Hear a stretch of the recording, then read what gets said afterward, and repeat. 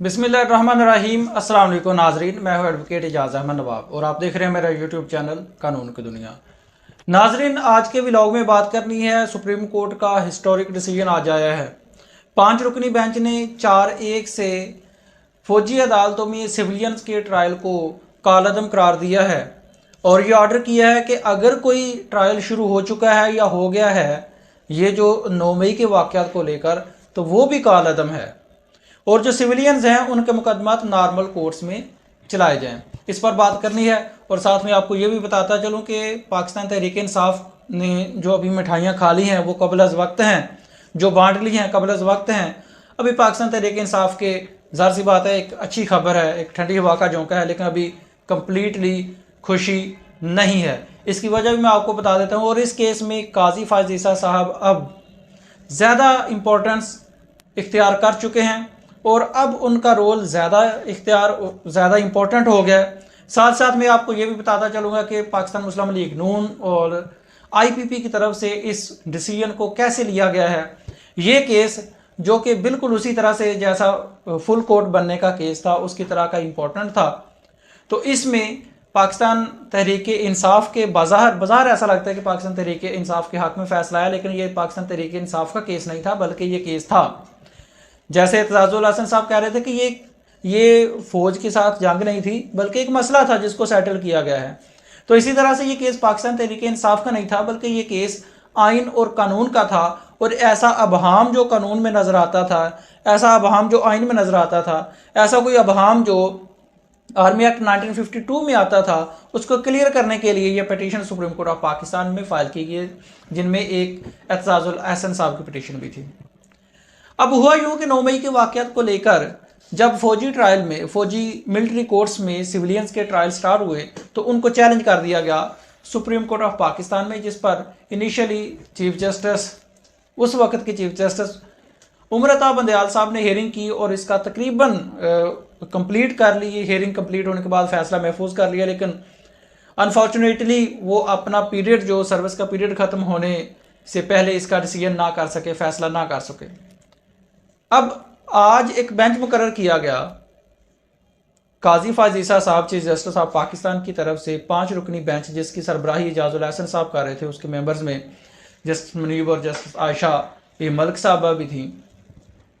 उन्होंने आज हेयरिंग करते हुए सिविलियंस के फौजी कोर्ट्स में ट्रायल को कालअदम करार दिया और ये कहा कि जो सिविलियंस हैं, जैसे एक एग्जांपल देखें, जस्टिस आयशा मलिक साहबा ने एक एग्जांपल दी कि इस तरह से तो जो शहरियों के बुनियादी हकूक़ है वो मुअत्तल हो जाते हैं। अगर कोई ट्रैफिक सिग्नल भी तोड़ देता है तो वो भी ज़ाहिर सी बात है, सरकार के काम में मुदाखलत है, फोर्सेस के काम में मुदाखलत है, तो फिर क्या उनका भी मिलिट्री कोर्स किया जाए, क्या उनको भी बुनियादी हकूक़ से महरूम कर दिया जाए।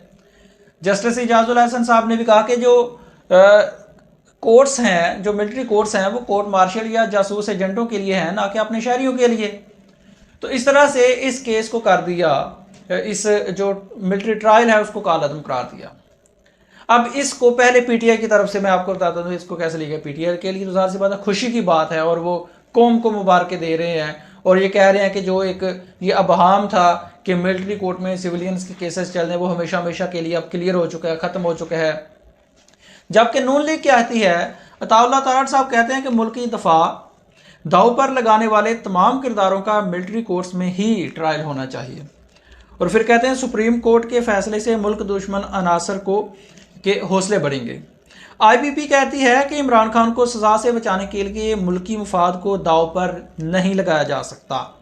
फयाजुल हसन चौहान साहब कहते हैं सुप्रीम कोर्ट का सिविलियंस के फौजी ट्रायल के खिलाफ फैसला इंतहाई मुतनाज़ है। उसके बाद लंबा ट्वीट करते हैं और एग्जाम्पल्स भी देते हैं और ये भी कहते हैं कि पाकिस्तान तहरीक इंसाफ के दौर में भी सिविलियंस के फौजी अदालतों में मुकदमात चले थे। इस पर भी मैं आपको बताता हूँ कि वो व्हाट वाज द रीज़न। और तहरीक इंसाफ के दौर में और उससे पिछले दौर में भी एक बार सिविलियंस के मुकदमे फौजी ट्रायल में चले थे, फौजी ट्रायल हुआ था, उसकी भी मैं आपको बता देता हूँ रीज़न। और दूसरा ये भी बता देता हूँ कि काजी फायज़ ईसा साहब क्यों इंपॉर्टेंस इख्तियार कर गए हैं। हुआ कुछ यूँ कि चीफ जस्टिस काजी फायज़ ईसा साहब ने आते ही सबसे पहले एक केस फिक्स किया और वो था supreme court practice and procedure act 2023 का केस, जिसमें सुप्रीम कोर्ट की चीफ जस्टिस की पावर्स को डिसाइड करना था कि ये बेंच इन्होंने अकेले ने बनाना है या 3 जजेस की कमेटी होगी उन्होंने बनाना है, अपील का हक मिलना है या नहीं मिलना। तो अब उस एक्ट के तहत सुप्रीम कोर्ट ऑफ पाकिस्तान अगर कोई फैसला करती है आर्टिकल 184 सब आर्टिकल 3 के तहत, तो उसके खिलाफ अपील होनी है। लिहाजा आज का जो फैसला आया सुप्रीम कोर्ट ऑफ पाकिस्तान की तरफ से मिलिट्री कोर्ट्स को कालअदम करने का, सिविलियंस का मिलिट्री कोर्ट्स में ट्रायल को कालअदम करने का, उसके खिलाफ अब होनी है अपील। जब अपील होगी तो काजी फायज ईसा साहब इंपॉर्टेंस इख्तियार कर जाएंगे और बहुत ज़्यादा इंपॉर्टेंस इख्तियार कर जाएंगे। उसकी मैं आपको वजह बता देता हूँ। देखें, अब जब अपील होनी है लार्जर बेंच के सामने, तो उस बेंच में ये 5 जजेस मौजूद नहीं होने। बेंच बनाना है जस्टिस काजी फायज ईसा साहब ने, और मुझे ये मेरा तजज़िया है, ये मेरा एनालिसिस है, कोई खबर नहीं है।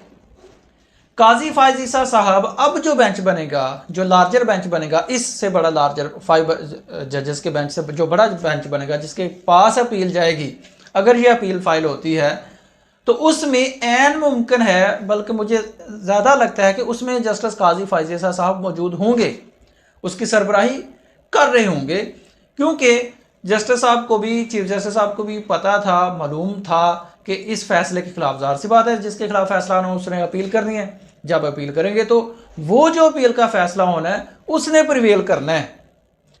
तो जो अपील में फैसला आना है उसने प्रिवेल करना है। अगर वो इसको डिसमिस कर देंगे अपील को, फिर भी उस फैसले की इंपॉर्टेंस है। अगर इसको सेट असाइड कर देंगे इस डिसीजन को, फिर भी उस फैसले की इंपॉर्टेंस है। तो काजी फायज ईसा साहब, चीफ जस्टिस ऑफ पाकिस्तान, इस लिहाज से इस फैसले में सिविलियंस का मिलिट्री कोर्ट्स में ट्रायल के हवाले से ज़्यादा इंपॉर्टेंस इख्तियार कर चुके हैं इस वक्त तक। और पाकिस्तान तहरीक इंसाफ जो खुशियां मना रही है, मैं आपको क्लियर बता देता हूँ कि ये फाइनल ऑर्डर नहीं है, इसके खिलाफ अभी अपील होनी है। अपील में जो फैसला आएगा वो फैसला फाइनल होगा। तो ये तो यहाँ तक सिचुएशन थी इस फैसले के खिलाफ। अब माजी की बात कर लेते हैं। जब माजी में 2015 में और 2017 में सिविलियंस के मिलिट्री कोर्ट्स में ट्रायल हुए थे या military courts in action I थी, उस वक्त ये था कि APS स्कूल पर, आर्मी पब्लिक स्कूल पर 2014 में हमला हुआ था और उसके नतीजे में दहशत आर्मी कोर्ट्स बनाई गई थी।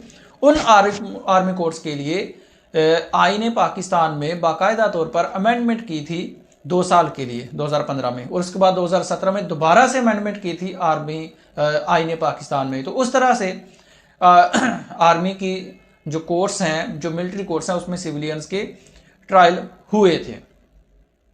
अब जहाँ तक बात है कि माजी में भी होते रहे हैं, तो जिस तरह से माजी में कहा गया जी सुप्रीम कोर्ट का ये कानून ही गलत था कि सिर्फ चीफ जस्टिस साहब ही बेंच बनाएंगे, तो वो कानून, वो रूल, वो ख़त्म कर दी, जो कस्टम थी वो सारा कुछ ख़त्म करके अब नया रूल बन गया कि जी अब 3 मोस्ट सीनियर जजेस की, including supreme court of Pakistan के जस्टिस साहब, तो वो फैसला फिक्स करेंगे।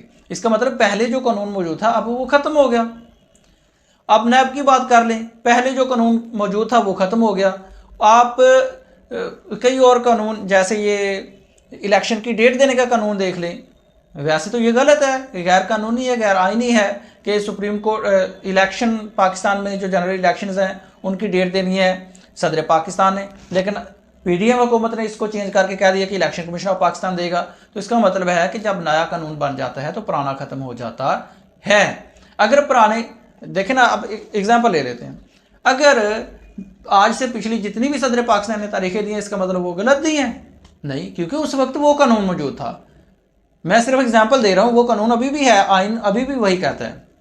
अब चेंज हो गया, अब इलेक्शन कमीशन ऑफ पाकिस्तान ने इलेक्शन एक्ट की नई तरमीम के मुताबिक इलेक्शन की तारीख देनी है, जिस पर नवाज शरीफ ने कोई बात नहीं की। तो इसी तरह से आज सुप्रीम कोर्ट ऑफ पाकिस्तान के लार्जर बेंच ने 5 मेंबर्स बेंच में, जिसकी सरबराही जस्टिस इजाजुल हसन साहब कर रहे थे, उन्होंने आर्मी एक्ट 1952 के सेक्शन 2(1)D और सेक्शन 59 सब सेक्शन 4 को कालअदम करार दिया और आइन के मुतसादम करार दिया, और हमेशा हमेशा के लिए जो सिविलियंस के मुकदमे हैं उसको जो वो आर्मी कोर्ट्स में चलाने का रास्ता रोक दिया। अब ये अपील में डिसाइड होना है कि क्या ये फैसला बरकरार रहता है या कालअदम होता है। अगर हम इस पर अमल दरामद की बात देखें कि क्या इस फैसले पर अमल दरामद होगा या नहीं होगा, तो वो मैं आपको बता देता हूँ। वैसे हम छोटी सी एग्जांपल ले लेते हैं। प्रीवियसली नियर पास्ट में पंजाब और KPK में 90 डेज़ के अंदर इलेक्शन होना था और उस 90 डेज़ के अंदर इलेक्शन कराने का सुप्रीम कोर्ट ऑफ पाकिस्तान के चीफ जस्टिस ने, उस वक्त चीफ जस्टिस उमर अता बंदयाल साहब ने ऑर्डर किया कि 90 डेज़ के अंदर इलेक्शन करवाना ज़रूरी था। चले अब कुछ दिन ऊपर हो गया तो अब 14 मई को इलेक्शन करवाएं, लेकिन उस फैसले पर अमल नहीं हुआ। उस फैसले पर अमल नहीं हुआ, बल्कि उसके खिलाफ नई नई कानून साजियाँ हो गई। और ये रिव्यू ऑफ जजमेंट एक्ट भी उसी का नतीजा था, supreme court practice and procedure act भी उसी के नतीजे में आ गया। पार्लियामेंट में करारदादें भी उसी के खिलाफ पेश हो गई और पास हो गई वगैरह वगैरह। तो लेकिन सारा कुछ होता रहा, उस फैसले पर अमल नहीं हुआ। अब अमल दरामद की, अब देखते हैं इस पर अमल होता है या नहीं होता है। डेफिनेटली ये मैं समझता हूँ और ये ज़रूरी है। ये आइन कहता है, ये कोर्ट्स कहती हैं, ये कानून कहता है कि every person is under the law, every person is equal before the law, every institution of the country is under the law, every person and every institution has to obey the orders of the Supreme Court of Pakistan and all the courts of the Pakistan, all the judicial system of Pakistan। तो अब देखते हैं इस पर अमल होता है या नहीं, लेकिन ये मेरा मानना है कि इस पर अमल होना चाहिए और होगा।